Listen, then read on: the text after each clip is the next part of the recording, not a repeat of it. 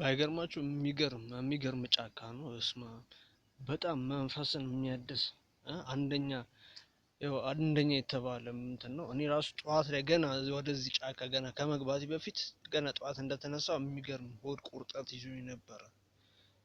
ግን ሆድ ቁርጠቱ ራሱ ህመሙ ራሱ የጫካ ሰው መሆኔን አይቶ ማለት ነው ቀኔ እንዳያበላሽ ብሎ ወዲያውኑ ፈርጥጦ ማለት ነው ገና እንደ ጫካው እንደደረሱ ፈርጥጦ ነው የሮጠው።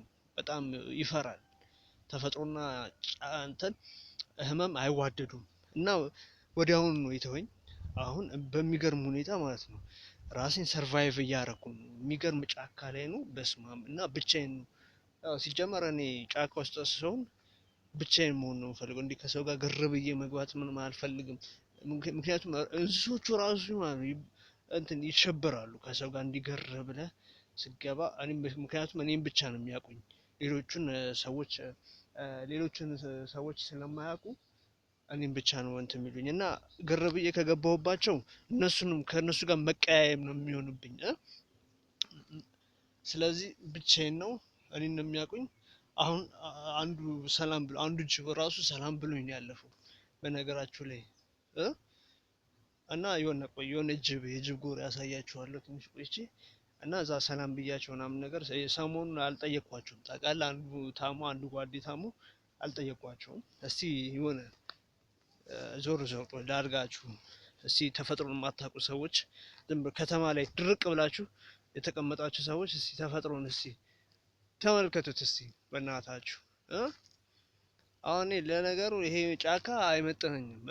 ይሄ ጫካ ያው ለከተማው ቅርብ ነው፣ ያው ለአዲስ አበባም ቅርብ ነው። ታውቁታላችሁ ጉለሌ እጽዋት ማዕከል ይባላል እና ይሄ ጫካ አይመጥነኝም። እኔ የሚመጥነኝ ነጭ ሳር ብሔራዊ ፓርክ እና አንበሳ ጋር ምናምን ነገር እየተቃለልኩኝ ምናምን ነገር ማሳልፋቸው የጀማው እንትኖች እንደሱ አይነት ከነብር ጋር ምናምን ነገር ስላፋ ምናምን ያደግኩትኝ እና ይሄ ጫካ ለእኔ አይመጥነኝም። ያው ጊዜያዊ መቼም ያው ከተማ ላይ ያው ዘመድ ጥያቄ መጥቼ ነው ያው ለጊዜያዊ እንዳይደብረኝ ብዬ ነው እዚህ የመጣሁትኝ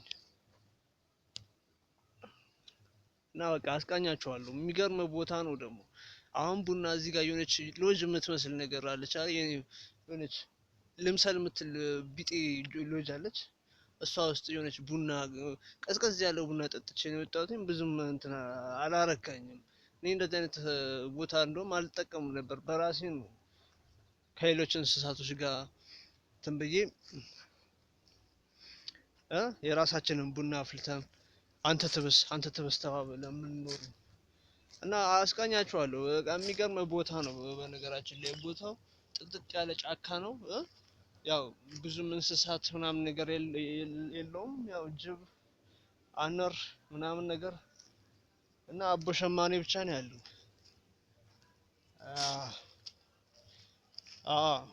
እና በቃ የሚገርም እረፍት ሰሞኑን በስራ ውጥረት በጣም ተጨናንቄ ነበር እና በቃ ልክ እኔ ጫካ ምናምን ነገር ስገባ ማለት ነው ያ ሁሉ ውጥረት ድራሹ ነው የሚጠፋው።